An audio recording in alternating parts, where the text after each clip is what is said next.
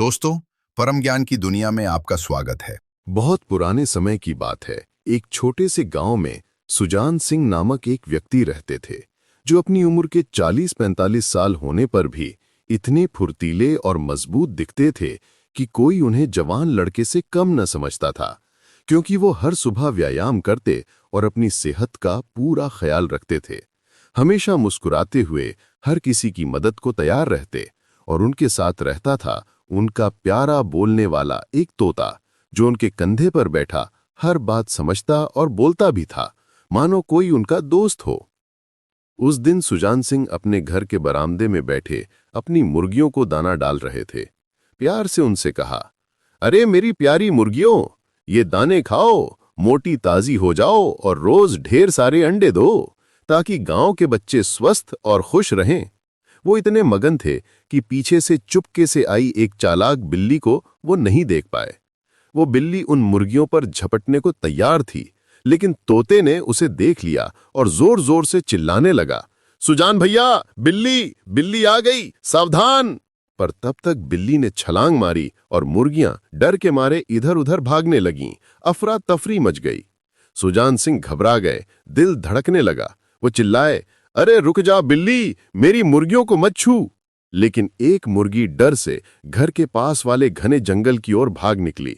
उसके पीछे बिल्ली भी तेजी से दौड़ी। सुजान सिंह ने अपना डंडा उठाया और मुर्गी को बचाने के लिए उनके पीछे भागे। जंगल में घुसते हुए वो बिल्ली से कहते जा रहे थे, ओ बिल्ली रानी, मेरी मुर्गी को छोड़ दे, वरना मैं तुझे ऐसी सबक सिखाऊंगा कि तू कभी गांव की ओर मुड़कर ना देखेगी। लेकिन जंगल इतना घना था कि मुर्गी और बिल्ली दोनों गायब हो गईं।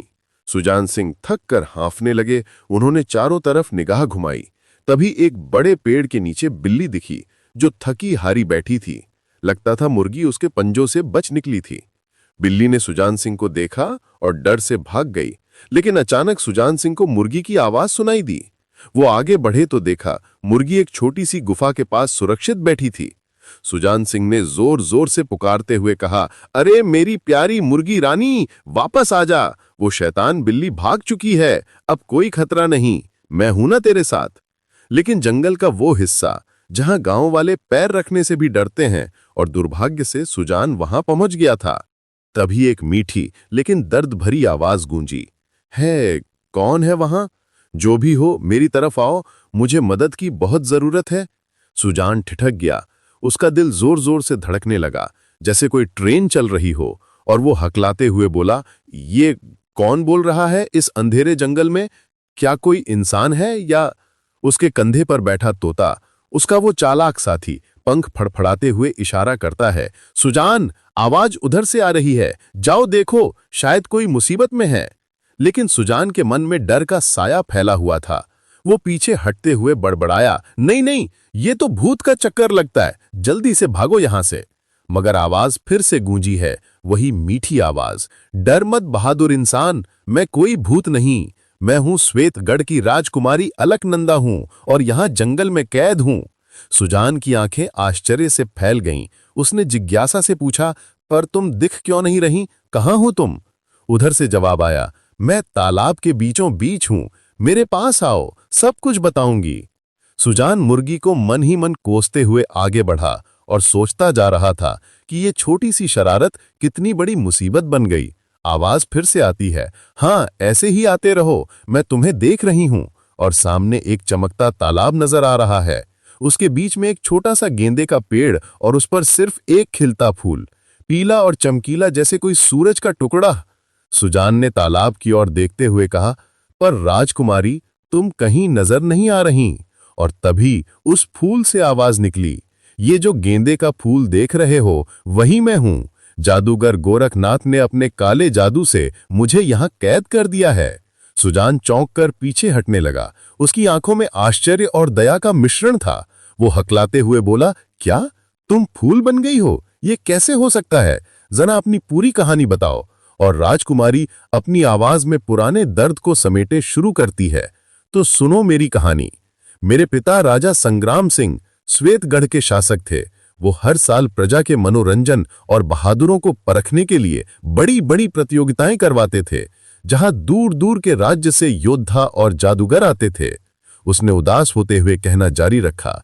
जब श्वेतगढ़ के विशाल मैदान में रंग बिरंगे झंडे हवा में लहरा रहे थे और चारों ओर प्रजा की भीड़ उत्साह से गूंज रही थी, हर कोई अपनी जगह पर बैठा आंखों में चमक लिए प्रतियोगिता शुरू होने का इंतजार कर रहा था, तभी हमारे पिता राजा संग्राम सिंह ने कहा, प्रतियोगिता शुरू हो। लेकिन ठीक उसी पल एक रौबदार गहरी आवाज ने हवा को चीर दिया, रुको, अभी रुक जाओ। सारा मैदान सन्नाटे में डूब गया और सबकी निगाहें उस अजनबी पर टिक गईं, जिसके सिर पर नीली मणि जड़ी पगड़ी चमक रही थी। उसका चेहरा ऐसा कि हर मुस्कान के पीछे कोई छल छिपा हो। राजा संग्राम सिंह ने भौएं चढ़ाकर पूछा, कौन हो तुम और ये बीच में टोकने की हिम्मत कैसे हुई? वो आदमी कोई और नहीं बल्कि जादूगर गोरखनाथ था। वो मुस्कुराते हुए बोला, महाराज, मैं गोरखनाथ हूं, मैं एक जादूगर हूं, बस एक सवाल पूछना चाहता हूं। अगर कोई व्यक्ति सारी प्रतियोगिताएं जीत ले तो उसे क्या इनाम मिलेगा? राजा ने गंभीर स्वर में जवाब दिया, सवाल उचित है तो जवाब मिलेगा, बोलो। गोरखनाथ ने आंखें सिकोड़ते हुए कहा, अगर मैं हर प्रतियोगिता जीतकर असंभव को संभव कर दूं तो क्या इनाम देंगे? राजा ने हंसकर कहा, नामुमकिन है कि कोई सारी प्रतियोगिताएं जीत ले, लेकिन अगर ऐसा हुआ तो तुम्हारी हर जायज मांग पूरी होगी। गोरखनाथ की आंखों में चमक उभरी और उसने मौके का फायदा उठाते हुए कहा, ठीक है महाराज, अगर मैं जीता तो क्या आप अपनी बेटी राजकुमारी अलकनंदा का विवाह मुझसे करेंगे?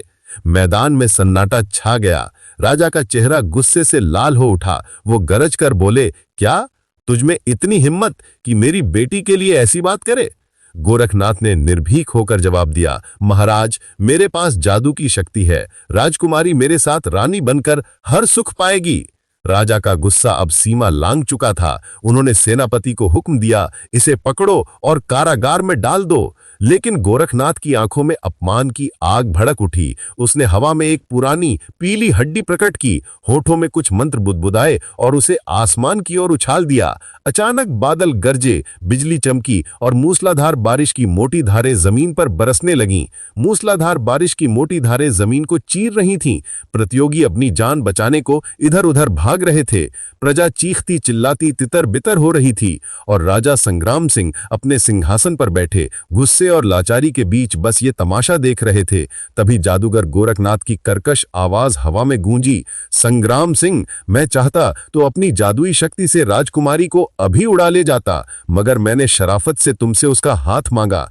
अब भी वक्त है, अपनी प्रजा और मेहमानों को बचा लो। राजा ने गुस्से से दहाड़ते हुए कहा, चाहे तू कुछ भी कर ले, मेरी बेटी तुझे कभी नहीं मिलेगी। गोरखनाथ का चेहरा क्रोध से तमतमा उठा। उसने अपनी जादुई छड़ी हवा में लहराई और बारिश ऐसी तेज हुई कि मैदान में बाढ़ का मंजर बन गया। पानी हर ओर उफन रहा था, लेकिन दूर खड़ी राजकुमारी अलकनंदा, जिसके दिल में अपने लोगों के लिए प्यार और हिम्मत का तूफान उमड़ रहा था, ने सोचा, अब मुझे ही कुछ करना होगा, वरना ये जादूगर सब कुछ तबाह कर देगा। उसने दोनों हाथ जोड़े, आंखें बंद कीं और अपने इष्ट देव को पुकारा, हे मेरे रक्षक देव, मेरे राज्य को इस काले जादू से बचा लो। और जैसे चमत्कार हुआ, बारिश की बूंदें रुक गईं, पानी आसमान की ओर उल्टा बहने लगा और गायब हो गया। मैदान फिर से शांत हो गया। गोरखनाथ की आंखें आश्चर्य से फैल गईं। वो सोच में पड़ गया कि आखिर किसने उसका जादू तोड़ा। तभी उसकी नजर अलकनंदा पर पड़ी, जो अभी भी सावधान मुद्रा में खड़ी थी। उसे लगा कि राजकुमारी कोई साधारण इंसान नहीं, बल्कि जादू की मालकिन है। गुस्से में उसने फिर मंत्र पढ़ा और हवा में फूंका। इस बार आसमान से सांप, बिच्छू और केकड़े बरसने लगे।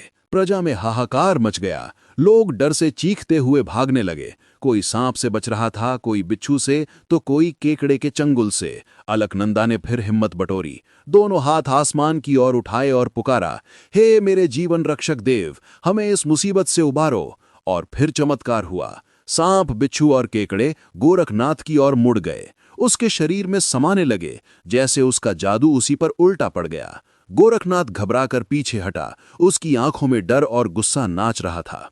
और तभी उसने अलकनंदा की ओर देखा, मगर उसी पल अलकनंदा की नजर अपने पिता पर पड़ी, जो उसे हैरानी और गर्व की मिलीजुली निगाहों से देख रहे थे, जैसे कह रहे हों, मेरी बेटी, तू तो सचमुच किसी शक्ति की स्वामिनी है। कहानी सुनते हुए राजकुमारी अलकनंदा का दर्द सुजान सिंह के दिल को बेचैन कर रहा था। एक पल खामोश होने के बाद फिर से राजकुमारी ने कहना शुरू किया, उस दिन जब मेरा ध्यान मेरे पिता की ओर गया, वो एक पल के लिए ध्यान भटकना मेरी सबसे बड़ी भूल थी। मेरे इष्ट देव से मेरा जुड़ाव टूटा और गोरखनाथ ने मौके का फायदा उठाया। उसने एक पुरानी काली हड्डी मेरी ओर फेंकी और जैसे ही वो मुझे छू गई, मेरी आत्मा गेंदे के इस पौधे में कैद हो गई। मेरे पिता और प्रजा की चीखें गूंज उठीं, मगर गोरखनाथ ने मुझे हवा में उड़ाकर इस तालाब के बीच में फेंक दिया। तब से मैं यही हूं, इस फूल में कैद, किसी बहादुर की प्रतीक्षा में जो मुझे आजाद कराए। उसकी आवाज में उम्मीद की किरण झलक रही थी और सुजान की ओर आशा भरी नजरों से देखकर कहा, क्या तुम मुझे इस जादू से मुक्त कराओगे? मेरे असली रूप में लाने में मेरी मदद करोगे? सुजान, जिसका दिल हमेशा दूसरों की मदद के लिए तैयार रहता था, उसने जवाब दिया, राजकुमारी, बताओ तुम्हें वापस लाने का रास्ता क्या है? अलकनंदा ने गंभीर में कहा, यह आसान नहीं सुजान। तुम्हें 1000 कोस दूर गजबल बावड़ी के तिलिस्म में जाना होगा, जहां राक्षसों और जादूगरों की सेना है। वहां 3 दरवाजों वाली एक भूल भुलैया है और तीसरे दरवाजे के पार एक सोने का कलश है। वही मुझे आजाद कर सकता है। सुजान, जिसे तिलिस्मी दुनिया का कोई अंदाजा नहीं था, उसने हल्के से हंसते हुए कहा, अरे ये तो कोई बड़ी बात नहीं, 3 दरवाजे पार करना तो मेरे लिए खेल है। अलकनंदा मुस्कुराते हुए फिर से समझाते हुए कहा, सुजान, तिलिस्म कोई साधारण मजाक नहीं, ये खतरनाक भूल भुलैया है, जहां हर दरवाजा बुद्धि और बल की परीक्षा लेता है।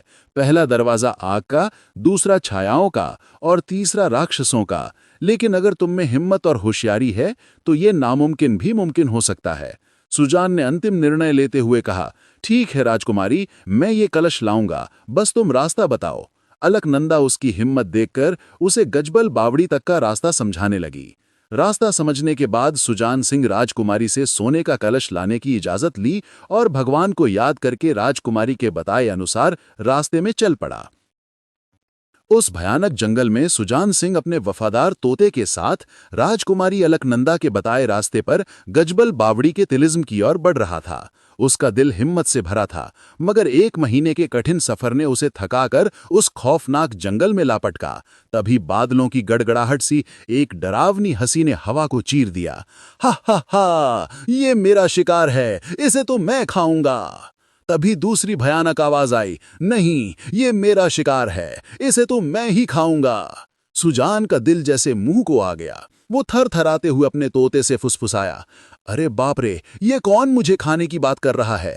तोता, जो हर मुसीबत में सुजान का साथी था, पंख फड़फड़ा कर बोला, डर मत सुजान, वो राक्षस एक शेर को लेकर आपस में झगड़ रहे हैं, उधर देख। सुजान ने झाड़ियों की ओंट में छिपकर देखा। 3 विशाल राक्षस, जिनके दांत भाले जैसे, आंखें लाल अंगारों जैसी चमक रही थीं, एक मरे हुए शेर को नोच रहे थे। कभी पहला राक्षस 2 पर भारी पड़ता तो कभी बाकी दोनों उसे धक्का देकर नीचे गिरा देते। तभी एक राक्षस अपने नथुने फुराकर गरजा, मुझे इंसान की गंध आ रही है।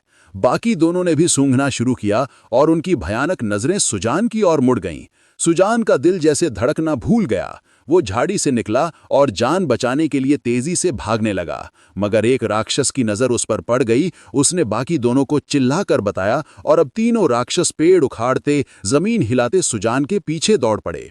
सुजान पसीने से तरबतर पेड़ों की जड़ों को लांघता भागता रहा और किसी तरह उनकी नजरों से ओझल हो गया। मगर भागते भागते अचानक उसका पैर फिसला और वो एक गहरे गड्ढे में जा गिरा, जहां कांटेदार झाड़ियां उसका इंतजार कर रही थीं। बड़े बड़े कांटे उसके शरीर में चुभ गए। दर्द से सुजान की चीख निकल गई। ये चीख इतनी तेज थी कि जंगल में गूंज गई और उन राक्षसों जो उसे ढूंढ रहे थे, उन्होंने उसकी आवाज सुन ली। तीनों दौड़ते हुए गड्ढे के पास पहुंचे और सुजान को दर्द से कराहते देख उनके मुंह से भयानक अट्टहास फूट पड़ा।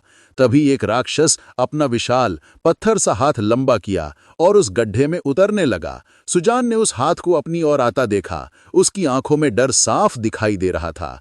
कांटेदार झाड़ियों में फंसा सुजान दर्द से कराह रहा था और राक्षस का विशाल पत्थर सा हाथ उसकी ओर बढ़ रहा था। तभी सुजान ने हिम्मत बटोरी, एक बड़ा नुकीला कांटा उठाया और राक्षस के हाथ में जोर से चुभो दिया। राक्षस की चीख जंगल में गूंज उठी। उसने दर्द से तड़पकर अपना हाथ खींच लिया। उसी पल सुजान के वफादार तोते ने फुर्ती से उड़कर दूसरे राक्षस की आंख पर हमला करके उसकी आंख फोड़ दी। राक्षस दर्द से चिल्लाते हुए तोते के पीछे भागा और जंगल की गहराई में गायब हो गया। लेकिन बचे दोनों राक्षस अब और गुस्से में सुजान की ओर अपने विशाल हाथ बढ़ा रहे थे। सुजान को लगा कि अब उसका अंत नजदीक है, मगर अचानक उसने चिल्लाते कहा, अरे राक्षस भाइयों, मेरे जैसे पतले दुबले इंसान से तुम तीनों का पेट क्या भरेगा। उसकी बात सुनकर पहला राक्षस ठिठक गया और वह सोच में पड़ गया, अगर मैं इस दूसरे राक्षस को मार दूं तो ये इंसान मेरा अकेले का शिकार होगा। लेकिन दूसरा राक्षस भी उसकी चाल समझ चुका था और मन ही सोचने लगा, ये अच्छा मौका है, इसका भाई तोते के पीछे गया है, मैं इसे मार दूं तो इस इंसान को अकेले खाऊंगा और जब तीसरा आएगा उसे भी निपटा दूंगा। दोनों राक्षस एक दूसरे की मंशा भांपकर आपस में ही भिड़ गए। दूसरा राक्षस, जो ताकत में बड़ा था, पहले को उठाकर पत्थरों पर दे मारा। पहले राक्षस की चीख निकल गई और थोड़ी ही देर में उसका शरीर शांत हो गया। उसकी चीख सुनकर तीसरा राक्षस, जो तोते के पीछे गया था, वो भागता हुआ वापस लौट आया और अपने भाई की लाश देखकर गुस्से से आग बबूला होकर दूसरे राक्षस पर टूट पड़ा। इस अफरा तफरी में सुजान का तोता, जो उसे प्यार से बापूजी कहता है, उड़कर तेजी से वापस आया और फुसफुसाते हुए कहा, बापूजी, एक राक्षस मर गया, बाकी तो आपस में लड़ रहे हैं, अच्छा मौका है, भाग चलो। सुजान चोट और दर्द को भूलकर धीरे धीरे गड्ढे से निकला और बाहर देखा कि दोनों राक्षस अभी भी एक दूसरे को नोच रहे थे। उसने मन ही मन भगवान को धन्यवाद दिया और अपने तोते के साथ वहां से सरपट भाग निकला। भागते भागते वो उस जंगल से दूर निकल गया और जल्द ही एक पथरीले पहाड़ी इलाके में पहुंच गया, जहां चारों ओर विशाल काले पत्थरों के पहाड़ खड़े हुए थे, मानो कोई प्राचीन राक्षस की सेना पत्थर बनकर जमी हो। और सुजान थकान और डर के बावजूद राजकुमारी अलकनंदा को आजाद करने की जिद थमी नहीं थी। सुजान सिंह, जो राक्षसों से जान बचाकर भागा था, अब प्यास से उसका गला सूख रहा था और एक बड़ी सी चट्टान पर लटकता सा बैठ गया। उसका शरीर थकान से चूर हो चुका था, मगर राजकुमारी अलकनंदा के लिए सोने का कलश लाने की जिद अभी भी उसके दिल में धधक रही थी। उसने अपने वफादार तोते को पानी ढूंढने भेजा और खुद सांस लेने को रुका। तभी पीछे से एक कुटिल डरावनी हंसी गूंजी, जैसे कोई चुड़ैल की हंसी जंगल को चीर रही हो। सुजान ने पलटकर देखा और उसकी आंखें डर से फैल गईं। वहां एक भयानक चुड़ैल खड़ी थी। उसकी लंबी नाक, दांतों की टेढ़ी मेढ़ी पंक्ति, झुर्रीदार लटकती चमड़ी, उलझे सफेद बाल और नाखून जो तलवारों से कम न थे। सुजान चीखा, अरे चुड़ैल! वो पागलों जैसी हंस रही थी। एक हाथ में जादुई छड़ी चमक रही थी और उसने लालची नजरों से देखते हुए कहा, अब तू मेरा शिकार बनेगा। सुजान ने मन में सोचा, राक्षसों से बचा तो अब ये मुसीबत, भागने में ही भलाई है। मगर जैसे ही वो उठा, चुड़ैल ने अपनी छड़ी घुमाई और एक चमक के साथ सुजान चूहा बन गया। चुड़ैल जोर जोर से हंसते हुए बोली, अब तू मुझसे कहां भागेगा छोटे चूहे। सुजान चूहे के रूप में डर से कांपता हुआ चीखा, मुझे मत मार, मुझे मेरा रूप वापस दे। मगर चुड़ैल ने उसकी एक न सुनी और उसे पकड़ने को हाथ बढ़ाया। तभी सुजान ने फुर्ती दिखाई, उसकी उंगली पर जोर से काट लिया। चुड़ैल के खून की धार बही, वो दर्द से चिल्लाई और सुजान चूहा बनकर भी हंस पड़ा। चुड़ैल गुस्से से तिल मिला उठी, तुझ में इतनी हिम्मत की मुझ पर हंसे, अब तुझे मच्छर बनाती हूं। उसने छड़ी घुमाई और सुजान एक छोटा सा मच्छर बन गया। चुड़ैल उसे मसलने को लपकी, मगर सुजान अब हवा में भनभनाता हुआ कभी उसके गाल पर, कभी कान में, तो कभी हाथ पर काटने लगा।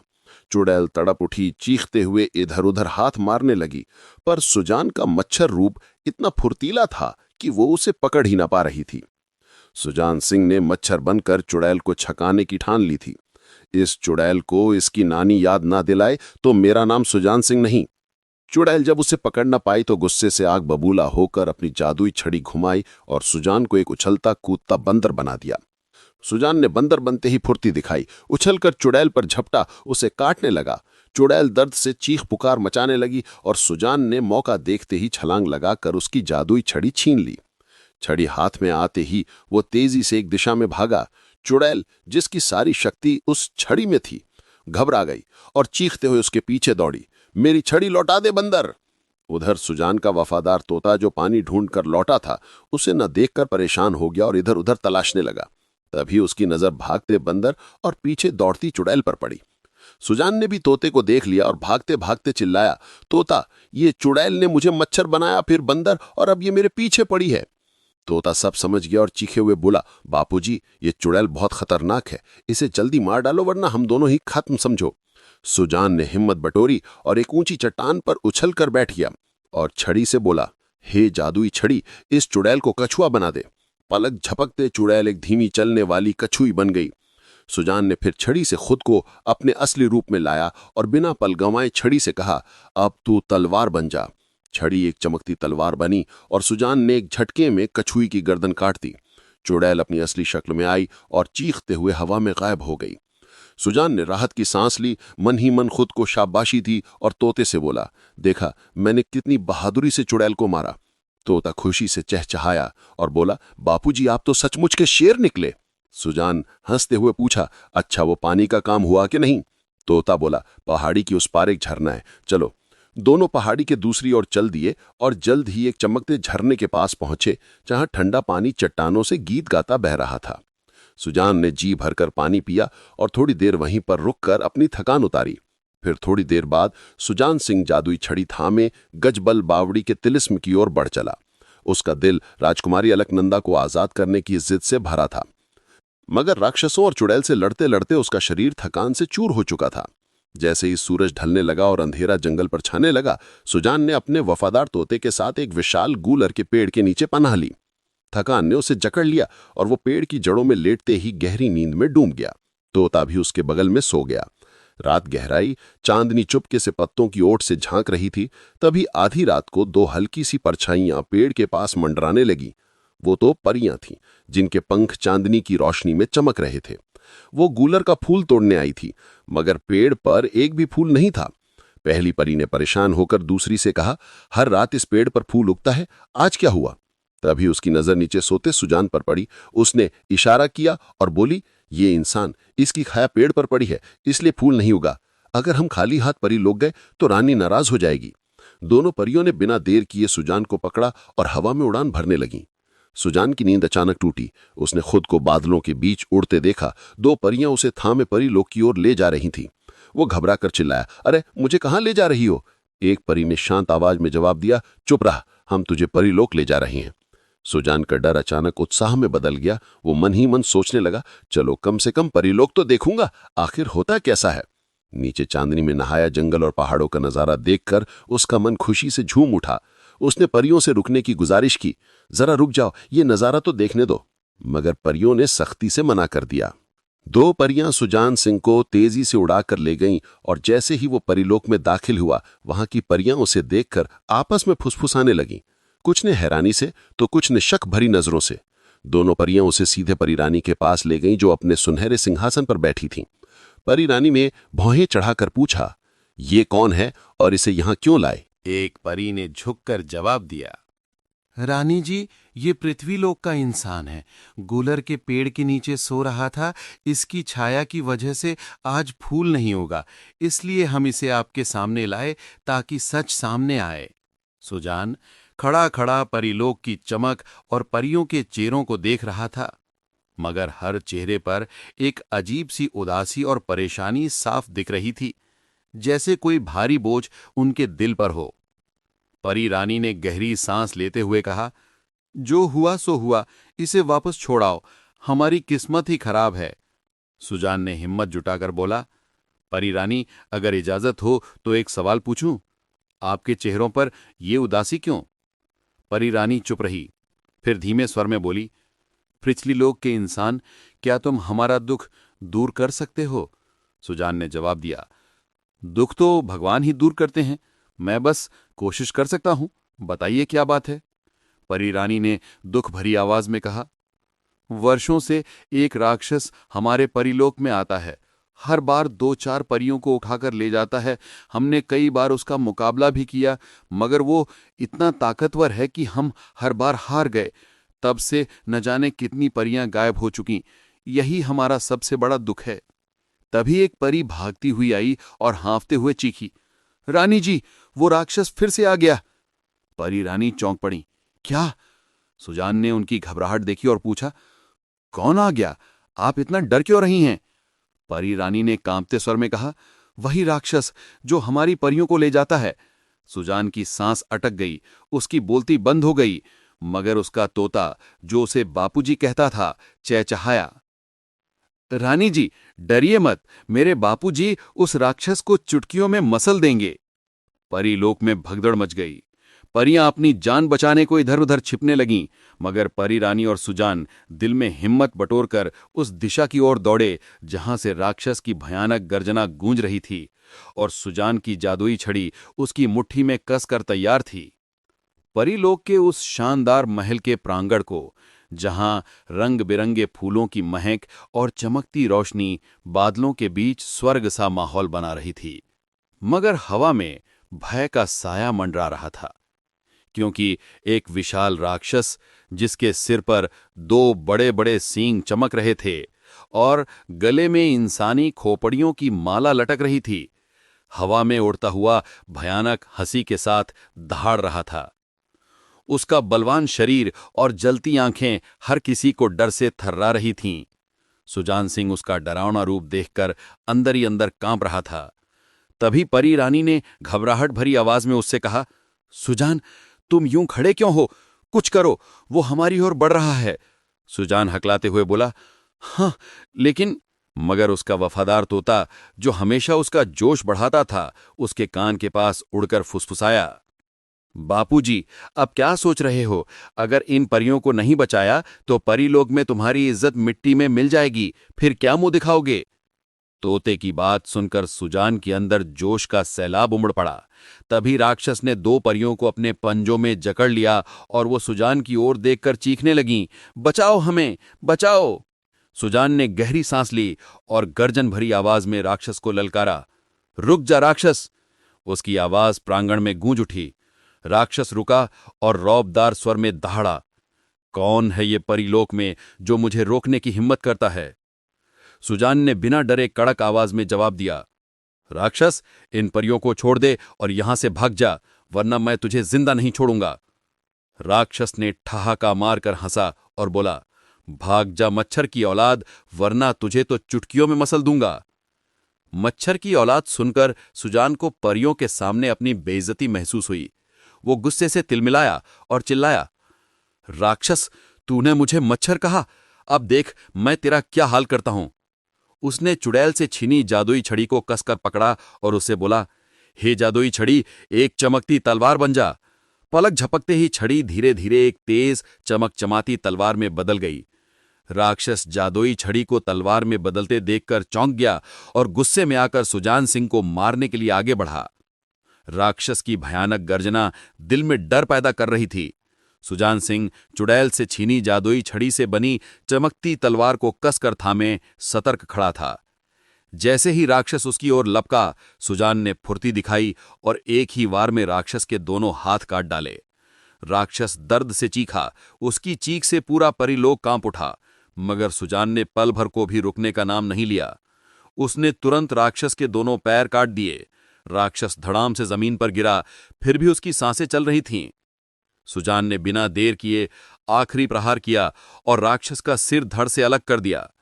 राक्षस का अंत होते ही परीलोक में खुशी की लहर दौड़ गई।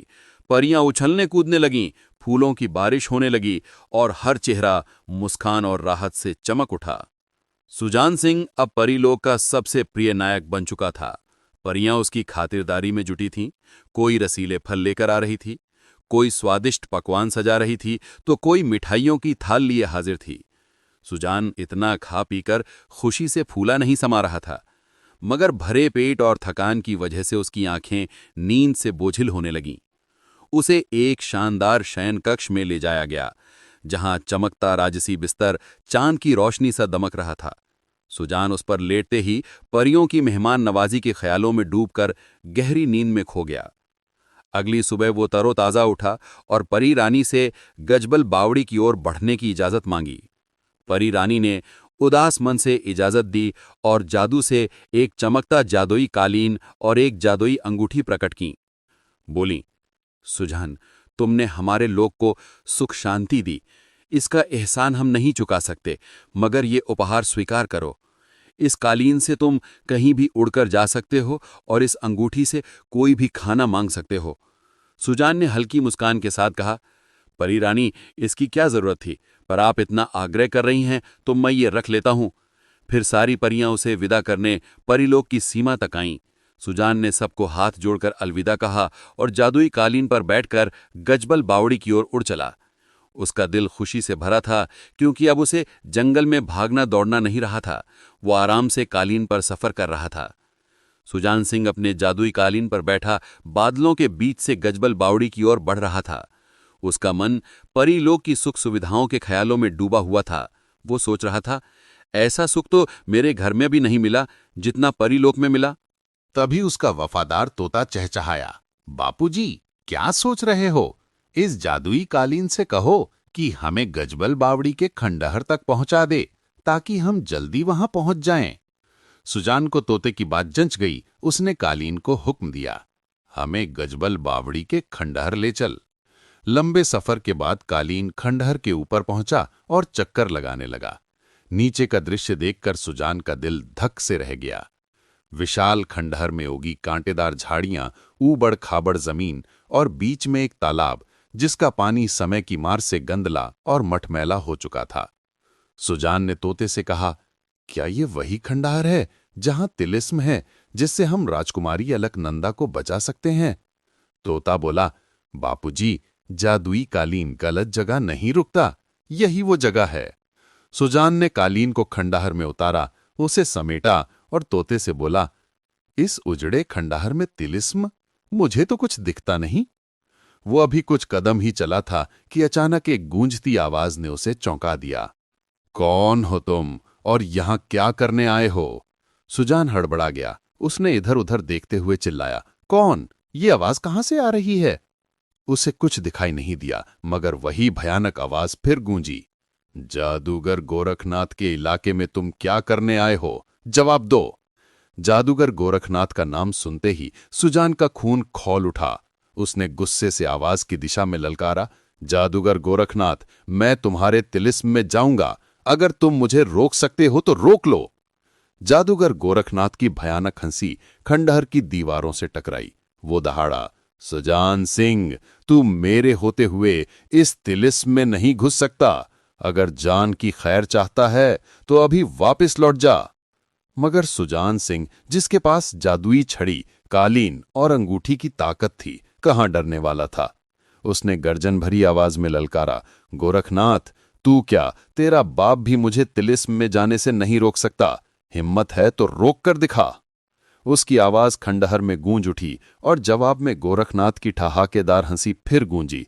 सुजान, तूने मेरी बात नहीं मानी और मुझे ललकारा। ठीक है, अब मेरी शक्ति का सामना कर। अचानक आवाज थम गई और खंडहर के बीच हवा में एक विशाल हरे रंग का एक आंख वाला अजगर प्रकट हुआ। उसकी आंख लाल कोयले सी जल रही थी और मुंह से आग की लपटें निकल रही थीं।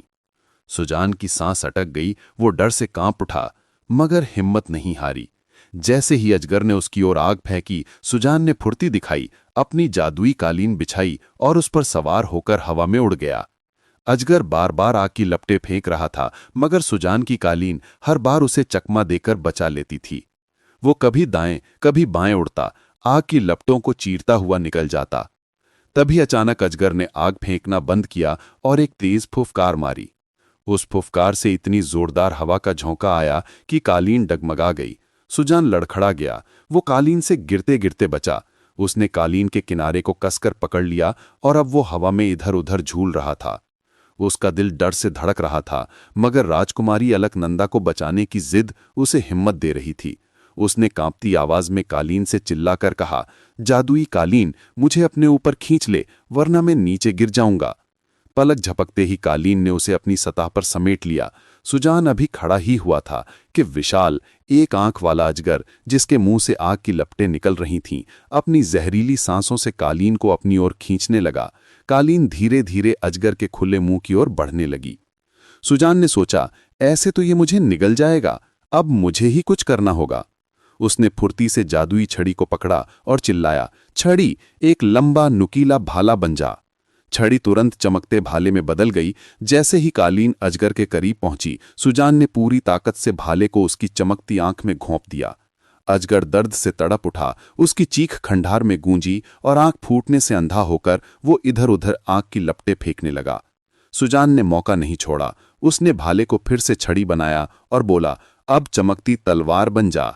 छड़ी एक तेज चमचमाती तलवार में बदल गई और सुजान ने बिना पल गंवाए अजगर पर ताबड़तोड़ वार किए उसके कई टुकड़े कर डाले। अजगर की सांसें थम गईं और सुजान ने राहत की सांस ली। वो कालीन पर बैठ गया और अपने तोते से बोला, देखा कैसे मारा। फिर थकान मिटाने के बाद वो तिलिस्म का रास्ता ढूंढने खंडहर में भटकने लगा। उसने हर कोने हर पत्थर को छाना, मगर तिलिस्म का कोई रास्ता न दिखा। परेशान सुजान के दिमाग में एक विचार कौंधा। उसने जादुई छड़ी को थामा और बोला, हे जादुई छड़ी, क्या तू बता सकती है कि इस खंडहर के तिलिस्म में जाने का रास्ता कहाँ है? सुजान सिंह ने जैसे ही जादुई छड़ी से तिलिस्म का रास्ता पूछा, छड़ी हवा में तैर उठी और खंडहर की एक दिशा में उड़ चली, मानो कोई अदृश्य शक्ति उसे खींच रही हो। सुजान अपने वफादार तोते के साथ छड़ी के पीछे पीछे दौड़ पड़ा। छड़ी कई टूटी फूटी दीवारों और अंधेरे दरवाजों से होती हुई एक कमरे के कोने में रुकी, जहां एक भारी भरकम चौकोर पत्थर जमीन पर रखा हुआ था। सुजान समझ गया कि तिलिस्म का रास्ता इसी पत्थर के नीचे कहीं छिपा है। उसने पूरी ताकत से पत्थर को खिसकाने की कोशिश की। पसीना बह रहा था, सांसें उखड़ रही थीं, मगर वो पत्थर टस से मस न हुआ। घंटों की मेहनत के बाद थक हार कर सुजान उसी पत्थर पर बैठ गया और अचानक जैसे कोई जादू हुआ, पत्थर धीरे धीरे सरक गया। नीचे अंधेरी सीढ़ियां नजर आईं जो घनघोर अंधेरे में डूबी हुई थीं। सुजान ने सोचा, कैसा अजीब खेल है, ताकत लगाने से नहीं हिला और बैठते ही सरक गया। वो सावधानी से सीढ़ियों पर उतरने लगा। तभी अंधेरा होने के कारण एक सीढ़ी पर से उसका पैर फिसला। वो लड़खड़ाया और गिरते पड़ते नीचे समतल जमीन पर जा पहुंचा। उसने सिर घुमाकर देखा तो ऊपर पत्थर फिर से अपनी जगह सरक चुका था और वो सीढ़ियां भी गायब हो गईं। सुजान ये देखकर घबरा गया। उसे लगा कि वो किसी जाल में फंस गया है। तभी अचानक कमरे में चमकती रोशनी फैल गई। उसने देखा कि वो एक बंद कमरे में खड़ा था, जहां चारों दीवारों पर कटे हुए इंसानी सिर लटके हुए थे। उनके चेहरों पर भयानक मुस्कान थी और वो सुजान को देखकर जोर जोर से ठहाके लगा रहे थे। उनकी हंसी इतनी तेज थी कि सुजान का सिर दर्द से फटने लगा। उसने दोनों हाथ से कान बंद किए, मगर हंसी की गूंज इतनी तेज थी कि उसके दिमाग को चीर रही थी। उसका तोता चहचहाया, बापूजी हिम्मत मत हारो। मगर सुजान का दिल डर और रहस्य के बोझ तले दबा जा रहा था। लेकिन दीवारों पर लटके कटे हुए सिरों की भयानक हंसी रुकने का नाम नहीं ले रही थी, मानो पूरा तिलिस्म सुजान सिंह का मजाक उड़ा रहा हो। सुजान सिंह ने गुस्से से चिल्लाकर कहा, खामोश हो जाओ, तुम लोग कौन हो जो ऐसे ठहाके लगा रहे हो? उसकी आवाज दीवारों से टकराई, मगर हंसी रुकी नहीं। तभी एक कटा सिर, जिसके चेहरे पर डरावनी मुस्कान थी, दहाड़ा, अरे तू भी यहां अपना सिर कटवाने चला आया और अब हमारी हंसी से डर रहा है? अभी थोड़ी ही देर में तेरा भी सिर यहीं टंग जाएगा। ये सुनकर सुजान का खून खौल उठा। उसने ललकार कर कहा, मैं सिर कटवाने नहीं, बल्कि जादूगर गोरखनाथ का सोने का कलश लेने आया हूं, जिसमें उसकी जान बसी हुई है। उसकी बात सुनकर सिर और भी जोर से हंसने लगे। उनकी हंसी में ताना साफ झलक रहा था। सुजान को लगा कि वो उसकी हिम्मत का मजाक उड़ा रहे हैं। वो गुस्से से तिलमिलाया और चीखा, चुप करो, तुम मेरी बात को मजाक समझ रहे हो? शायद तुम्हें नहीं पता कि मैंने राक्षसों को मारकर, चुड़ैल को हराकर और तिलिस्म के उस विशाल अजगर को काटकर इस खंडहर तक का रास्ता बनाया है। तभी उसे अपने वफादार तोते की याद आई, जो कहीं दिख नहीं रहा था। वो परेशान होकर कमरे में इधर उधर देखने लगा। मेरा तोता कहाँ गया? उसने बुदबुदाया। सिरों ने उसकी बात सुनकर हंसी रोक दी और एक सिर, जिसकी आंखें आश्चर्य से फैल गईं, बोला, क्या तुमने उस विशाल अजगर को मार डाला? सुजान ने गर्व से सीना तानकर जवाब दिया, हां, उसकी लाश खंडहर में पड़ी है, मगर मेरा तोता गायब है, पता नहीं कहां रह गया। उसकी आवाज में चिंता और हिम्मत दोनों झलक रहे थे। कमरे में सन्नाटा छा गया। सिर चुप हो गए, मनो सुजान की बहादुरी ने उन्हें सोच में डाल दिया हो। तभी एक कटे सिर, जिसके चेहरे पर डरावनी मुस्कान दिख रही थी, हंसते हुए दहाड़ा, सुजान, ये तिलिस्म का पहला दरवाजा है। अब तू यहां कैद हो चुका है। यहां से बाहर निकलने का कोई रास्ता नहीं। ये सुनकर सुजान की सांसें अटक गई। वो चौंक कर चिल्लाया, क्या? लेकिन तुम सब कौन हो? तुम्हारी ये हालत कैसे हुई? उसकी आवाज में डर और हैरानी दोनों थे। एक सिर ने ठंडी भारी आवाज में उदास होकर जवाब दिया, अगर तू उस पितरी के सवाल का जवाब ना दे सका तो तेरा सिर भी काटकर हमारे साथ दीवार पर लटक जाएगा। सुजान का दिल धड़क उठा। वो हैरानी से बोला, कैसी पत्री, कौन सा सवाल? एक और सिर ने रहस्यमयी अंदाज में कहा, तिलिस्म के दूसरे दरवाजे तक पहुंचने के लिए उस पत्री का सवाल हल करना होगा। सुजान ने बेसब्री से पूछा, वो पत्री कहाँ है? मुझे दिखाओ, उसमें क्या लिखा है? एक सिर ने कमरे के कोने में रखे पत्थर के बक्से की ओर इशारा किया और बोला, वहां उस बक्से में पत्री है।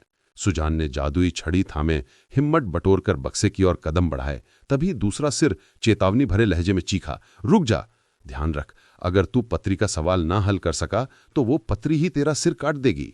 सुजान ठिठक गया। उसने पलट के पूछा, और अगर मैं पत्री ना देखूं तो? एक सिर ने भयानक हंसी के साथ जवाब दिया, तब तो इस कमरे में भूख और प्यास से तड़प तड़प कर मर जाएगा। सुजान ये सुनकर सोच में पड़ गया कि करे तो आखिर क्या करे। उसका वफादार तोता जो काफी समय से कहीं गायब था, उसकी याद ने उसे और भी परेशान कर रखा था। उस भयानक कटे सिर की बात सुनकर वो धीमे से मुस्कुराया और बोला, भूख प्यास की चिंता, मेरे पास जादुई अंगूठी है, मैं तो जिंदगी भर यहीं खा पी सकता हूं।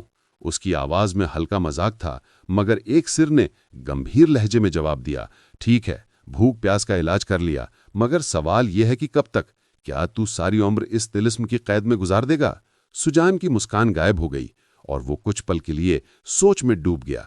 फिर बोला, दोस्त, तुम्हारी बात सही है, यूं कैद रहने से बेहतर है कि उस पत्री को देखूं, शायद कोई रास्ता निकल आए। उसका मन बेचैन था। वो सोच रहा था, आखिर उस पत्री में ऐसा क्या है जो इतने लोगों को समझ न आया और उनके सिर कट गए। यही ख्याल लिए वो पत्थर के बक्से की ओर बढ़ा। बक्से का ढक्कन इतना भारी था कि उसे उठाने में सुजान के माथे पर पसीने की बूंदें चमकने लगीं। उसने पूरी ताकत झोंक दी, दांत किटकिटाए, सांसें उखड़ गईं और आखिरकार ढक्कन खुल गया। बक्से में सिर्फ एक पुरानी पीली पड़ चुकी पत्री पड़ी थी। सुजान ने उसे कांपते हाथों से उठाया, उसे इधर उधर पलट कर देखने लगा। तभी एक कटा सिर चेतावनी भरे स्वर में बोला, यही वो पत्री है जिसने हम सबके सिर कटवा दिए। सुजान ने पत्री को गौर से देखा और हैरानी से बोला, अरे ये तो वाकई खतरनाक पत्री लगती है। इसमें एक चमकता सूरज बना है और इसमें कई खाने बने हैं जिनमें अलग अलग रहस्यमयी शब्द लिखे हैं। तभी एक कटा सिर, जिसकी आंखें भयानक चमक बिखेर रही थीं, बोला, इस पत्री के शब्दों को जोड़ना है। जब ये शब्द मिल जाएंगे तो एक सवाल बनेगा, बस उसी का जवाब ढूंढना है। सुजान ने पत्री को पलटते हुए हैरानी से कहा, अरे इसके पीछे भी तो कुछ लिखा है। सिर ने धीमे स्वर में कहा, वो सब वही बातें हैं जो हमने तुझे बताई। अब तू अपना दिमाग लगा और बता, इस पत्री में क्या सवाल छुपा है। सुजान ने पत्री को गौर से देखा। उसका सूरज जैसा चमकता चित्र और अजीब शब्दों से भरे खाने उसे उलझन में डाल रहे थे। वो घंटों माथा पच्ची कहता रहा। उसका माथा पसीने से तर हो गया, मगर सवाल का कोई सुराग न मिला। सिर दर्द से चटकने लगा। तभी एक सिर ने उदास लहजे में कहा, हमने भी कई दिन सिर खपाया, मगर ये पत्री समझ न आई और फिर हमने हार मान ली। उसके बाद हमारे सिर कट गए। सुजान का खून खौल उठा। उसने गर्व से ललकारा, अगर मैंने इस पत्री को ना सुलझाया तो मेरा नाम सुजान सिंह नहीं। उसकी आवाज कमरे में गूंजी और वो फिर से पत्री में डूब गया। शब्दों को जोड़ने की कोशिश में उसका दिमाग थकने लगा। तभी पेट में भूख की चुभन उठी। सुजान ने रुककर परी रानी की दी हुई जादुई अंगूठी को सामने रखा और बोला, हे जादुई अंगूठी, मेरी भूख मिटाने को गर्म गर्म खाना और ठंडा पानी लाकर सामने सजा दो। हालांकि उसकी आवाज में बेचैनी झलक रही थी, मगर हैरत की बात थी कि कई पल बीत गए लेकिन अंगूठी में कोई हरकत ना हुई। ना ही खाना आया, ना ही पानी। सुजान बुदबुदाया, अरे इस अंगूठी को क्या हो गया? ये तो काम ही नहीं कर रही, ना कुछ लाई ही नहीं। तभी एक कटा सिर ठहाका मारकर हंसा और बोला, सुजान सिंह, ये तिलिस्म है, यहां हर जादू बेकार हो जाता है। सुजान का दिल बैठ गया। फिर भी वो 2 दिन तक भूखा प्यासा पत्री के रहस्यमयी शब्दों को सुलझाने में जुटा रहा। उसका माथा पसीने से तरबतर था। उसकी आंखें थकान से लाल हो रही थीं, मगर सवाल का कोई सुराग न मिला। कटे सिर उसकी हालत देखकर ठहाके लगाने लगे। एक सिर ने तंज कसते हुए कहा, सुजान, सवाल ढूंढते ढूंढते परलोक सिधार जाओगे। जल्दी ही हमारी दीवार पर एक और सिर लटकेगा। सुजान का गुस्सा भड़क उठा, मगर वो मन ही मन सोचने लगा, अगर पत्री का सवाल ना सुलझा तो शायद कोई और रास्ता मिले जो तिलिस्म के दूसरे दरवाजे तक ले जाए। यही सोचकर वो कमरे में बाहर निकलने का रास्ता तलाशने लगा। उसने हर दीवार, हर कोने को छाना, पत्थरों को ठकठकाया, मगर 1 घंटे की मेहनत के बाद भी कोई सुराग न दिखा। तभी एक सिर ने व्यंग भरे लहजे में कहा, सुजान, बाहर का रास्ता ढूंढ रहे हो? अगर ऐसा कोई रास्ता होता तो हमारा ये हाल ना होता। तू तो बहुत होशियार और वीर बनता था, लेकिन अफसोस कि अब तेरा भी वही अंजाम होगा। उसकी बात सुनकर सुजान का दिल डर से कांप का उठा। सुजान सिंह सोचने लगा कि ये सही कह रहे हैं। अगर सवाल हल ना हुआ तो मेरा सिर भी इनके बीच लटक जाएगा। यहाँ कोई रास्ता दिखता नहीं, क्यों ना फिर से पत्री को हल करने की कोशिश करूं, शायद इस बार जवाब मिल जाए। यही सोचकर उसने पुरानी पीली पड़ चुकी पत्री को फिर से उठाया और सूरज जैसा चमकता चित्र और अजीब शब्दों से भरे खानों में डूब गया। घंटों माथा पच्ची करने के बाद जब उसका सिर दर्द से चटकने लगा, अचानक उसकी आंखें चमक उठीं। वो जोर से चिल्लाया, मिल गया, सवाल मिल गया। उसकी खुशी की आवाज कमरे में गूंज उठी। एक कटा सिर जिसकी आंखें आश्चर्य से फैल गई बोला, क्या तूने सवाल ढूंढ लिया? बता, पत्री में क्या लिखा है? सुजान ने गर्व और उत्साह से भरी आवाज में कहा, इस पत्री में लिखा है वो कौन सा पेड़ है जिसकी 12 टहनियां हैं, हर टहनी पर 2-2 गुच्छे हैं और हर गुच्छे में 30 काले और 30 सफेद फल लगे हैं। उसकी बात सुनकर एक सिर ने गंभीर स्वर में कहा, सुजान, सवाल तो ढूंढ लिया, अब जवाब ढूंढ, तभी जान बचेगी। सुजान ने सीना तानकर हल्की मुस्कान के साथ जवाब दिया, अरे ये भी कोई मुश्किल सवाल है। इसका जवाब है वो पेड़ 1 साल है, 12 टहनियां 12 महीने हैं, हर टहनी पर 2 गुच्छे हैं और 30 काले फल 30 रातें हैं, 30 सफेद फल 30 दिन हैं। उसकी आवाज में आत्मविश्वास झलक रहा था। जैसे ही सुजान ने पत्री का जवाब दिया, कटे सिर चुप होकर उसे ही घूर रहे थे और उस पल कमरे में सन्नाटा छा गया। एक कटा सिर आश्चर्य और प्रशंसा से भरे स्वर में बोला, मान गए सुजान सिंह, तूने तो कमाल ही कर दिया। उसकी बात अभी पूरी भी न हुई थी कि कमरे में एक गहरी भारी आवाज गूंज उठी, तिलिस्म के पहले दरवाजे को तोड़ने वाले बहादुर सिपाही, आओ, तुम्हारा दूसरे दरवाजे पर स्वागत है। आवाज के साथ ही पत्थर का भारी बक्सा जो पत्री का ठिकाना था, धीरे धीरे खिसकने लगा। उसकी जगह पर अंधेरे में डूबी सीढ़ियां नजर आईं जो रहस्यमयी गहराई की ओर इशारा कर रही थीं। सुजान ने कटे सिरों की ओर देखा। उनके चेहरों पर अब हंसी नहीं बल्कि एक अजीब उम्मीद झलक रही थी। उसने हाथ जोड़कर उन्हें विदा दी और वादा किया, मैं तुम्हें इस तिलिस्म से जरूर छुड़ाऊंगा। फिर वो सावधानी से सीढ़ियों की ओर बढ़ा। उसका दिल धड़क रहा था। नीचे गहरा अंधेरा था जो अनजाने खतरों से भरा लग रहा था, मगर राजकुमारी अलकनंदा को बचाने की जिद ने उसे हिम्मत दी। वो धीरे धीरे सीढ़ियों पर उतरने लगा। अभी 9-10 सीढ़ियां ही उतरा था कि ऊपर पत्थर का बक्सा खिसक कर फिर अपनी जगह लौट आया और पहले की ही तरह वो रास्ता बंद हो गया। सुजान का मन सिहर उठा, मगर वो नीचे की ओर बढ़ता रहा।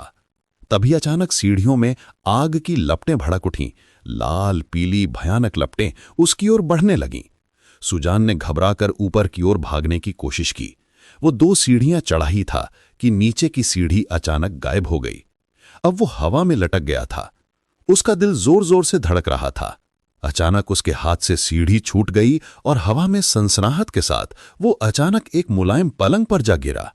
सुजान ने घबराहट में पलंग से छलांग लगाई और इधर उधर देखने लगा। उसकी आंखें हैरानी से फैल गईं।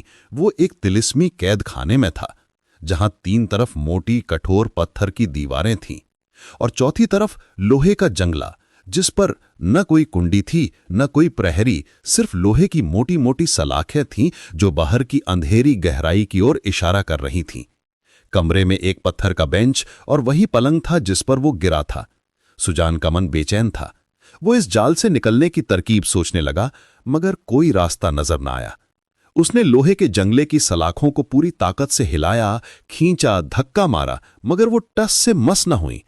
उसका माथा पसीने से तर था, सांसें उखड़ रही थीं। थक हार कर वो पत्थर की उस बेंच पर जाकर बैठ गया और जैसे ही उसका वजन बेंच पर पड़ा, एक अजीब सी खटपट की आवाज आई। लोहे का जंगला धीरे धीरे एक तरफ खिसकने लगा। दरवाजा खुल गया। सुजान की आंखें आश्चर्य से चमक उठीं। वो बुदबुदाया, ये कैसे हुआ? मैं तो बस बैठा था। बाहर का रास्ता अब सामने था। उसका दिल खुशी और डर के मिश्रण से धड़क रहा था। मगर जैसे ही वो बेंच से उठा, खटाक की आवाज के साथ जंगला फिर से अपनी जगह लौट आया, यानी दरवाजा बंद हो गया। सुजान ये देखकर ठगा सा रह गया। ये देखकर सुजान फिर से आश्चर्य में डूब गया। मगर धीरे धीरे उसे दरवाजे का राज समझ आने लगा। उसने पत्थर के बेंच पर बैठकर आजमाया और जैसे ही उसका वजन बेंच पर पड़ा, लोहे का जंगला खटाक की आवाज के साथ खुल गया। मगर वो बेंच से उठा तो दरवाजा फिर से बंद हो गया। बार बार यही हो रहा था, बैठते ही दरवाजा खुलता, उठते ही बंद।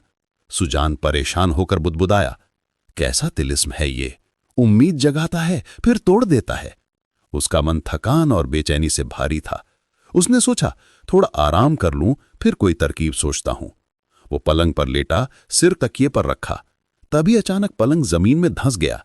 सुजान धड़ाम से नीचे गिरा। उसने घबराकर आसपास देखा तो उसके नीचे एक पुरानी मटमैली पत्री पड़ी थी। उसने फुर्ती से पत्री उठाई और सोचने लगा, जरूर इसमें कैद खाने से निकलने की तरकीब लिखी होगी। मगर पत्री के अजीब शब्दों को पढ़ना आसान न था। वो 3 दिन तक भूखा प्यासा, पसीने से तर, पत्री के रहस्य में डूबा रहा। उसकी आंखें थकान से लाल थीं, मगर चौथे दिन उसकी मेहनत रंग लाई। वो खुशी से उछल पड़ा और अपने आप से बोला, समझ गया, ये तो बहुत आसान था। जंगले की 7वीं सलाख दाईं और घुमाकर खोलो। उसकी आवाज में जीत की खुशी थी। उसने जंगले की 7वीं सलाख को दाईं ओर घुमाया और खटाक की आवाज के साथ लोहे का दरवाजा एक तरफ खिसक गया। सुजान बाहर की ठंडी हवा में सांस लेते हुए खड़ा हुआ। उसका मन बेचैन था। वो सोच रहा था, अब किस दिशा में जाऊं। तभी अचानक हवा में एक चमकता आंख का गोला उभरा, जिसकी लपटें आसमान को चीर रही थीं। सुजान चौंककर पीछे हटा। उसने घबराहट में इधर उधर छिपने की जगह तलाशी, मगर गोले की गहरी आवाज गूंजी, ऐ बहादुर सिपाही, तूने तिलिस्म के पहले 2 दरवाजे पार कर लिए, अब तीसरे दरवाजे की ओर बढ़।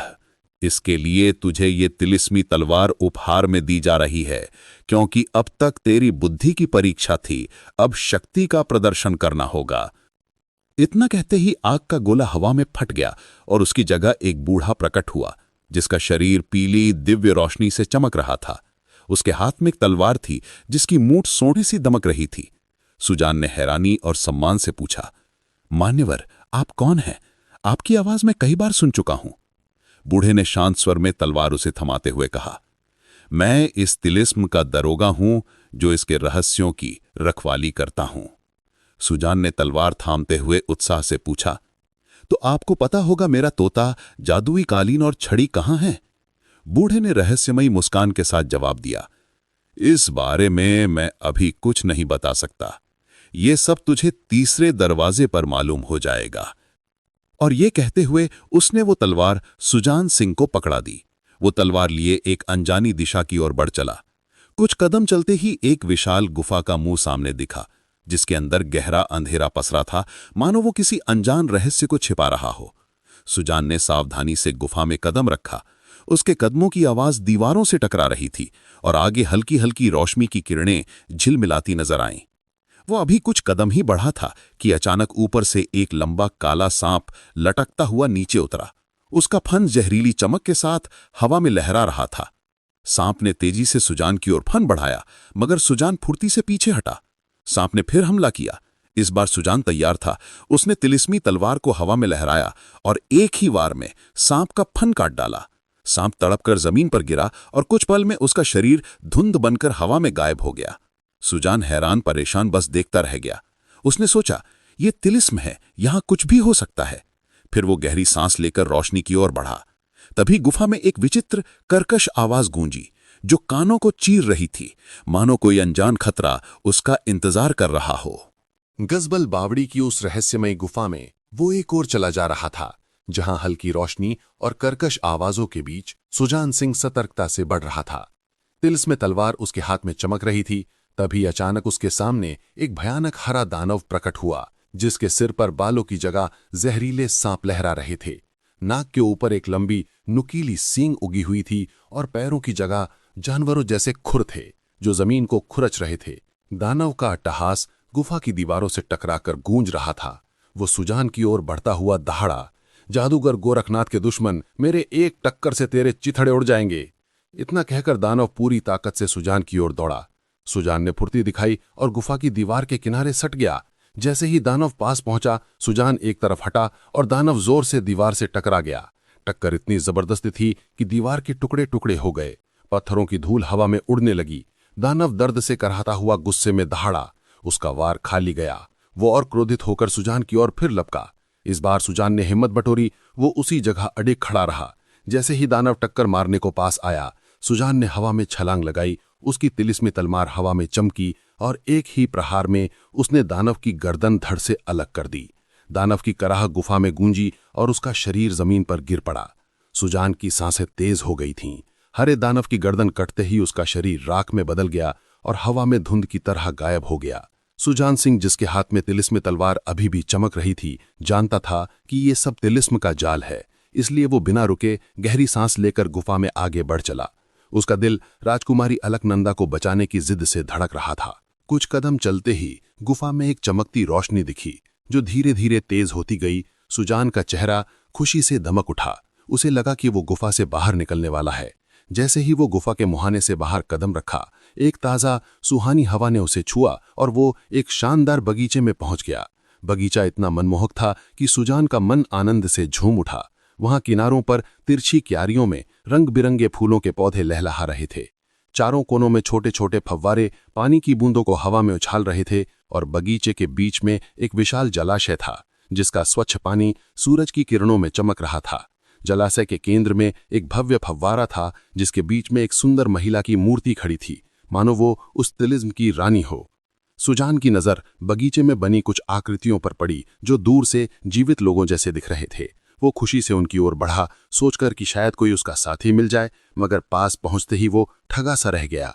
वो असली लोग नहीं, बल्कि पत्थर की मूर्तियां थीं, जो इतनी जीवंत थीं कि दूर से असली जैसी लगती थीं। सुजान ने मन ही मन कारीगर की कला की तारीफ की। सुजान सिंह, जिसके हाथ में तिलिस्म तलवार थी, उन जीवंत सी दिखने वाली मूर्तियों की कारीगरी देखकर मंत्रमुग्ध था। उसने उत्सुकता से एक मूर्ति को छूने का मन बनाया, मगर जैसे ही उसका हाथ मूर्ति को छुआ, मूर्ति की पत्थर सी आंखें चमकीं और उसने सुजान को एक जोरदार घूंसा मारा। सुजान हवा में उछलकर दूर जमीन पर जा गिरा। उसका गुस्सा भड़क उठा। उसने तिलिस्मी तलवार को हवा में लहराया और मूर्ति पर जोरदार प्रहार किया। प्रहार होते ही मूर्ति धुंध में बदल गई और उस जगह एक तेज बवंडर उठा, जो गुफा की जमीन को चीरता हुआ नीचे धंसने लगा। बवंडर में एक गहरा गड्ढा बना दिया और उसमें अंधेरे में डूबी सीढ़ियां नजर आईं। सुजान हैरान परेशान गड्ढे के किनारे खड़ा नीचे झांकने लगा। अंधेरा इतना गहरा था कि कुछ दिखाई न दे रहा था। तभी पीछे से किसी ने उसे इतनी जोरदार लात मारी कि वो गड्ढे में लुढ़क गया। गिरते पड़ते वो एक विशाल चिपचिपे मेंढक के ऊपर जा गिरा। अगर वो जमीन पर गिरता तो उसकी हड्डियां चटक जातीं, मगर हालात आसमान से गिरकर खजूर पर अटकने जैसे थे। सुजान ने अभी मेंढक को नहीं देखा था। उसकी तलवार गिरने से दूर छिटक गई थी और तभी मेंढक ने भयानक टकराहट के साथ मुंह खोला, मानो वो सुजान को निगलने को तैयार हो। ये देखकर सुजान का दिल डर से कांप गया। उसकी आंखें खौफ से फैल गईं। वो विशाल मेंढक इतना भयावह था कि उस जैसा उसने कभी नहीं देखा था। उसकी चमड़ी चिपचिपी और हरी थी और आंखें लाल कोयलों सी चमक रही थीं। मेंढक ने अपनी लंबी घुमावदार जीभ सुजान की ओर बढ़ाई, मगर सुजान ने फुर्ती दिखाई और छलांग लगाकर दूसरी जगह जा पहुंचा। मेंढक ने गुस्से में उस पर उछाल मारी, मगर सुजान तैयार था। उसने तिलिस्मी तलवार को नीचे किया और जैसे ही मेंढक उस पर गिरा, तलवार उसकी चमड़ी को चीर गई। मेंढक एक चीख के साथ राख में बदलकर हवा में उड़ गया। सुजान ने राहत की सांस ली और उस अंधेरे कमरे से बाहर निकला।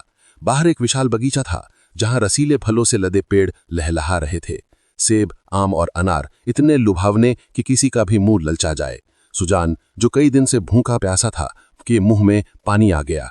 वो एक सेब के पेड़ के पास गया। उसने एक लाल चमकदार सेब तोड़ा और जैसे ही उसे मुंह के पास ले जाकर काटने की कोशिश की, सेब उसके हाथ से छिटककर जमीन पर गिरा और फटाक की आवाज के साथ फट गया। उसकी जगह एक भयानक जीव प्रकट हुआ, जिसका सिर छिपकली जैसा था, आंखें लाल कोयलों सी चमक रही थीं और शरीर सांप की तरह लहराता हुआ जहरीली फुफकार के साथ उसकी ओर बढ़ रहा था। सुजान का दिल डर से धड़क उठा। उसने फुर्ती से तलवार कसकर पकड़ी और पीछे हटा। जीव ने अपनी लंबी कांटेदार जीभ उसकी ओर बढ़ाई, मगर सुजान ने छलांग लगाकर खुद को बचा लिया। जीव गुस्से में फुफकारता हुआ उस पर झपटा, पर सुजान अब सतर्क था। उसने तिलिस्मी तलवार को हवा में लहराया और एक ही वार में जीव का सिर धड़ से अलग कर दिया। जीव की चीख गूंजी और उसका शरीर राख में बदलकर हवा में उड़ गया। सुजान ने राहत की सांस ली, मगर उसका मन अभी भी गायब तोते, जादुई कालीन और छड़ी की चिंता से भारी था। वो बगीचे में आगे बढ़ा, जहां फव्वारों की छींटें और फूलों की महक हवा में तैर रही थीं, मगर हर कदम पर तिलिस्म का नया खतरा उसका इंतजार कर रहा था। सुजान सिंह, जो सेब के धोखे से बच चुका था, अपनी तिलिस्मी तलवार थामे सतर्कता से आगे बढ़ा। तभी उसकी नजर अंगूर की हरी भरी बेल पर पड़ी, जिसके रसीले गुच्छे सूरज की किरणों में चमक रहे थे। भूख से व्याकुल सुजान के मुंह में पानी आ गया।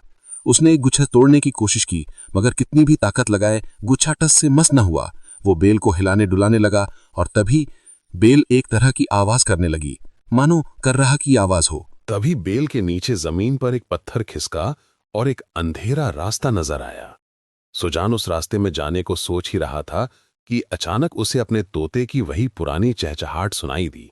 वो आवाज की दिशा में मुड़ा और उसका दिल खुशी से उछल पड़ा। उसका वफादार तोता सामने था। वो उड़कर सुजान के कंधे पर आ बैठा, अपनी चोंच से उसका चेहरा सहलाने लगा, मानो कह रहा हो, बापूजी तुम कहाँ थे, मैं कितने दिन कैद में रहा। सुजान ने तोते को प्यार से पुचकारा। उसकी आंखें अपने पुराने साथी को पाकर चमक उठीं, मगर वो इस अपनत्व में इतना डूब गया कि उसे पीछे से बढ़ते खतरे का एहसास न हुआ। अचानक एक विशाल ठंडा हाथ उस रास्ते से निकला और सुजान को जकड़ लिया। सुजान घबरा गया। वो चिल्लाया, मुझे कौन ले जा रहा है? हाथ उसे उस अंधेरे रास्ते में खींच ले गया। जब उसने पलट कर देखा तो उसका चेहरा डर से सफेद पड़ गया। वो हाथ एक विशाल दानव का था, जिसके चेहरे पर एक जलती हुई आंख थी और सिर पर एक मोटी चोटी लटक रही थी। उसकी पकड़ इतनी मजबूत थी कि सुजान दर्द से छटपटाने लगा। तोता भी डर से चीख रहा था। विशाल दानव की मजबूत पकड़ में सुजान सिंह छटपटा रहा था। उसका चेहरा खौफ और हिम्मत के बीच झूल रहा था। वो पूरी ताकत से अपने आप को छुड़ाने की कोशिश कर रहा था, मगर दानव की पकड़ लोहे सी थी। तभी उसका वफादार तोता, जो चोट खाकर भी हिम्मत नहीं हारा था, उड़ता हुआ आया और दानव की चमकती एकमात्र आंख में चोंच मारने लगा। दानव गुस्से से चीखा और तोते को झटकने के लिए झपट्टा मारा, मगर तोता फुर्ती से हट गया। हल्की चोट के बावजूद वो फिर लपका और दानव की मोटी चोटी को अपनी चोंच से घसीटने लगा। दानव दर्द से बिलबिलाकर चीख उठा। उसने फिर झपट्टा मारा, पर तोता बच निकला। सुजान ने फौरन समझ लिया कि दानव की चोटी में कोई रहस्य छिपा है। उसने तोते से चिल्लाकर कहा, इस राक्षस की चोटी को जितनी तेजी से घसीट सकता है घसीट। तोता तुरंत चोटी पर टूट पड़ा। उसे चोंच और पंजों से खींचने लगा। दानव दर्द से तड़प कर चीखा और उसकी पकड़ ढीली पड़ गई। सुजान ने मौका देखकर तिलिस्मी तलवार से दानव के हाथ पर जोरदार प्रहार किया। खून की धार बह निकली। दानव ने गुस्से में सुजान को दूर फेंक दिया, मगर सुजान पास लटकती रस्सी को थामकर हवा में झूल गया। तोता फौरन उसके पास आया। दानव गुस्से से दहाड़ता हुआ सुजान की ओर बढ़ा। सुजान ने तोते से कहा, जैसे ही ये राक्षस पास आए, इसकी चोटी पकड़कर मेरी ओर कर दे। तोते ने चहचहाते हुए जवाब दिया, ठीक है बापूजी। दानव जैसे ही सुजान को पकड़ने को लपका, तोते ने उसकी चोटी पकड़कर जोर से खींची। दानव का सिर सुजान की ओर झुका और सुजान ने रस्सी पर झूलते हुए तलवार से एक ही वार में चोटी काट दी। चोटी कटते ही दानव की चीख गूंजी। उसका शरीर राख बनकर हवा में उड़ गया। सुजान ने गहरी सांस ली और बुदबुदाया, कैसा तिलिस्म है ये, जहां हर दुश्मन राख बनकर गायब हो जाता है। दानव को हराने के बाद उसने तोते को कंधे पर बिठाए, थोड़ा आराम किया और फिर आगे बढ़ा। कुछ कदम चलते ही उसे एक लंबा गलियारा दिखा, जिसके दोनों ओर एक समान कमरे बने थे, मानो कोई प्राचीन रहस्य उनमें छिपा हो। सुजान ने एक एक कर कई कमरे खंगाले, मगर हर कमरा खाली था। सिर्फ पत्थरों की दीवारें और धूल भरी थी। गलियारे के अंत में आखिरी कमरा बचा था। सुजान ने सोचा, जब इतने कमरे देख लिए तो इसे भी देख लेता हूं। उसने दरवाजा खोला तो उसकी आंखें चमक उठीं। सामने हवा में तैरता हुआ सोने का चमकता कलश था, जिसमें जादूगर गोरखनाथ की जान बसी थी। सुजान का दिल खुशी से उछल पड़ा, मगर जैसे ही वो कमरे में दाखिल हुआ, उसने देखा कि फर्श पर शतरंज की बिसात जैसे काले सफेद पत्थर बिछे थे। वो सावधानी से आगे बढ़ा, तभी उसकी नजर दरवाजे के खंबे पर पड़ी, जहां रहस्यमयी शब्द और एक पहेली जैसा चित्र उकेरा था। पहेली को समझने के लिए उसने कदम बढ़ाया, मगर तभी कमरे के कोने से एक पत्थर का सैनिक प्रकट हुआ, जिसके हाथ में नुकीला भाला चमक रहा था। सैनिक तेजी से सुजान की ओर लपका। सुजान ने फुर्ती से कदम आगे बढ़ाया और सैनिक गायब हो गया, मगर उसी पल दूसरा सैनिक प्रकट हुआ, जिसके हाथ में भारी गदा थी। उसने सुजान के सिर पर प्रहार किया, मगर सुजान झट से नीचे झुका और बच गया। उसने बाएं कदम बढ़ाया और ये सैनिक भी गायब हो गया। सुजान हैरान था, समझ नहीं पा रहा था कि ये तिलिस्मी जाल क्या है। उसने फिर एक कदम आगे बढ़ाया और एक और सैनिक प्रकट हुआ। इस बार वो बिना एक पल गंवाए पीछे हट गया। सैनिक गायब हो गया। सुजान सिंह ने जैसे ही कदम पीछे खींचा, पत्थर का सैनिक धुंध में गायब हो गया और उसे तिलिस्म का रहस्य समझ आया। काला पत्थर सैनिक को बुलाता था और सफेद पत्थर उसे गायब करता था। वो सावधानी से सफेद पत्थरों पर कदम रखते हुए खंभे तक पहुंचा, जहां पहेली के साथ लिखा था, ये तिलिस्म का तीसरा और अंतिम दरवाजा है। चारों ओर मौत ही मौत है, जरा सी चूक और तुम्हारी मौत निश्चित है। सोने का कलश पाने और मौत से बचने के लिए पहेली हल करो। सुजान ने अपने वफादार तोते के साथ मिलकर पहेली पर मत्थापच्ची शुरू की। उसकी आंखें थकान से लाल थीं, मगर उसका दिमाग तेजी से चल रहा था। घंटों की मेहनत के बाद उसकी आंखें चमक उठीं। वो खुशी से चिल्लाया, तोते महाराज, मैंने पहेली हल कर ली। तोता चहचहा कर बोला, बापूजी क्या है हल? सुजान ने उत्साह से कहा, पहेली का जवाब है, कलश के नीचे एक सफेद पत्थर है जिसके चारों कोने काले हैं। उसे 3 बार थपथपाओ। वो सफेद पत्थरों पर चलता हुआ उस खास पत्थर तक पहुंचा और उसे 3 बार थपथपाया। उसी पल हवा में तैरता हुआ सोने का कलश धीरे से उसके हाथ में आ गया। सुजान की आंखें खुशी से चमक उठीं। कलश का मुंह एक सुनहरे कपड़े से बंधा था। तोता चहचहाया, बापूजी, इसे प्रतिका राजकुमारी अलकनंदा के सामने खोलना। तभी एक गहरी आवाज गूंजी, ए बहादुर सिपाही, तुम पहले इंसान हो जिसने इस तिलिस्म को तोड़ा। ये कलश अब तेरा है। आवाज थम गई। सुजान ने मन ही मन सोचा, कलश तो मिल गया, अब उन कटे सिर वालों को आजाद करना है। जैसे ही उसने कटे सिर वालों को आजाद करने का विचार किया, तिलिस्म टूट गया और एक चमकदार रोशनी के साथ वो सारे लोग अपने पूरे शरीर के साथ प्रकट हो गए। सुजान की आंखें आश्चर्य से फैल गईं। वो चौंक कर बोला, अरे आप सब यहाँ कैसे? एक व्यक्ति ने गहरी कृतज्ञता के साथ जवाब दिया, ये सब तुम्हारे तिलिस्मी कलश की वजह से हुआ। ये हर इच्छा पूरी करता है। तुमने हमें इस जाल से मुक्त किया। ये एहसान हम जिंदगी भर याद रखेंगे। अब हमें हमारे वतन भेज दो। सुजान ने मुस्कुराकर कहा, यह मेरा फर्ज है। वो सबको लेकर खंडहर से बाहर निकला और तिलिस्मी कलश की शक्ति से सभी को उनके वतन भेज दिया। उसी पल उसका जादुई कालीन और छड़ी भी चमकते हुए लौट आए। सुजान ने कालीन से कहा, ए जादुई कालीन, हमें घुमाते हुए मेरे वतन ले चल। कालीन हवा में उड़ चला। सुजान और उसका तोता प्रकृति के नज़ारों, हरे जंगल, नीले आसमान और बहती नदियों का आनंद ले रहे थे। तभी उसकी नज़र एक दिशा पर पड़ी जहां 4 जलते हुए घोड़े, जिनकी आंखें लाल कोयलों सी चमक रही थीं, खूंखार ढंग से उसकी ओर बढ़ रहे थे। सुजान का दिल जोर जोर से धड़कने लगा। वो सोचने लगा, न जाने अब कितने खतरे बाकी हैं। घोड़े करीब पहुंचे। उनके खुरों की आग हवा को चीर रही थी। तभी सुजान को तिलिस्मी कलश याद आया। वो घबराहट में चिल्लाया, ऐ तिलिस्मी कलश, मुझे इन जलते घोड़ों से बचा। उसी पल कलश से 4 विशाल अग्निमय दानव निकले, जो घोड़ों से भिड़ गए। उनकी भयानक लड़ाई की गूंज से जादूगर गोरखनाथ हड़बड़ा कर उठा। उसने अपनी खोपड़ी से गुस्से में कहा, क्यों चीख रहा है काली देवी के रक्षक? नहीं जानता कि ये मेरा आराम करने का वक्त है?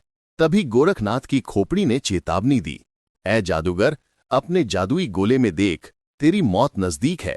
सुजान में तिलिस्म तोड़कर कलश ले लिया। गोरखनाथ हड़बड़ा कर उठा, अपने जादुई गोले के पास पहुंचा, मंत्र बुदबुदाए और उसमें सुजान को देखा, जो जलते घोड़ों से लड़ रहे तिलिस्मी दानवों के बीच था। गोरखनाथ समझ गया कि दानव कलश की शक्ति से निकले हैं।